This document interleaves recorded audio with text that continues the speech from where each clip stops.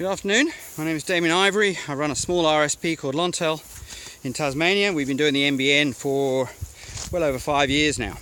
Now I want to talk about infrastructure and infrastructure competition. So one of the big things that is always touted in telecommunications market is there's always this tension between the free market, who puts in their own infrastructure and gets to sell services on it, versus some sort of large provider who maybe is government owned, that provides an infrastructure that's for the benefit of society as a whole. So the Liberal Party typically prefer the free market. They've always been a free market. They prefer the free market approach to almost all problems. I would argue that some problems actually are not served well by the free market, and telecommunications infrastructure is probably one of them. So why not? So the problem with telecommunications infrastructure, and we've definitely seen this in the United States, where all infrastructure, telecommunications infrastructure, is owned by independent companies, some very big ones, companies like Comcast, Verizon, and the like. So let's imagine you have, say, an HFC network. There's a lot of it in the United States, and that's been in the ground for probably 10 years, working well. You're selling services on it, and a lot of people are saying, well, we could do with a faster speed, but you're looking at your bottom line and going, well, I don't think we can actually really justify rolling out fibre to the premises. So a competitor pops into the market and says he's going to roll out fibre to the premises. Now, this is an expensive project. He's going to have to cover those costs, probably with some loans from the bank, but almost certainly he's going to be looking to what revenue he's going to get on that network. So the existing incumbent player has an opportunity here. His cable is sitting in the ground and has been for years. He's paid for it long since. The operating costs of that network are almost zero. It's just a few network engineers fixing a few faults, keeping the equipment running, powered on, and the like. So they have an opportunity to really reduce their costs without it actually, it'll affect their profit, but it won't actually make them make a loss. So they can reduce their prices a lot further than the new incoming fibre to the premises player, who's still in the process of paying for his rollout. The net result is that the existing incumbent, having reduced their prices, keeps a lot of their customers that the new player was looking to take off them. The new player then gets halfway in, or maybe not even, and quickly gives up. The incumbent player goes sweet, puts their prices up, and the situation returns to normal. So much for the free market. And this is the fundamental problem with infrastructure. If you allow a company to roll out an infrastructure and then essentially monopolize it, i.e. only they can provide services on that infrastructure, then you have a recipe for disaster in terms of the competition landscape. And we've absolutely seen this in America. Most people in America, if they're in the cities, they might have a choice of 3 or 4 internet providers, each providing over a different technology, whether that be fibre to the premises, cable, HFC, maybe ADSL, and also wireless. But that's it. The state of competition in the United States is appalling. So there is one idea which can help in this area, which is to force companies, when they roll out their own infrastructure, to wholesale their network.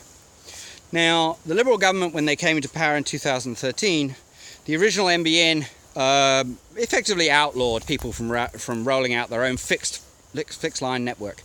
The companies like TPG were allowed to roll more fibre for up to 1 kilometre from any existing installation. But that was it. The Turnbull government changed that and said anybody could roll out whatever infrastructure they like. However, they must be what they call structurally separated. And this follows what happened to Telstra, which is where they have a separate division for both the retail arm and the people who actually own the infrastructure. The intention being that the retail arm of the company competes on a level playing field with any other providers on the network. It's a good idea in theory, and it certainly helps, but it suffers from a couple of issues. The first is that a lot of providers are less than interested in providing services on their network because they feel like they're giving away their competitive advantage, and so therefore why would they want to roll the infrastructure out in the first place? But the second problem is there is no real good definition of what are just terms. So if a infrastructure owner says, all right, well, we'll sell to another company, another ISP, pretty much the only terms are on an equivalent basis to their existing retail arm. It still creates an awful lot of conflict, and it not necessarily price, but it could be service delivery times, because if the wholesaler is favoring their own retail partner, then they're not, they have an interest in things not working so well for any of their wholesale customers. So this is the problem with infrastructure competition. I don't think you can point to any place in the world where it's ever worked well. It possibly could work in areas that are very high density, places like Singapore, but that's because the actual cost of rolling out the infrastructure is very low.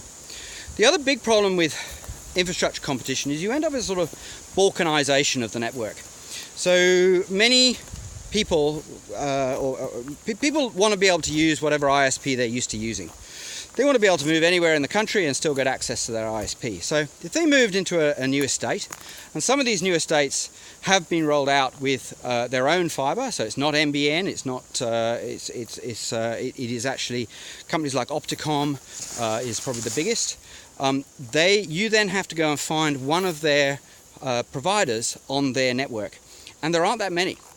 The reason is because it's a whole load of extra hassle for an ISP to connect to every individual network. Each company will have different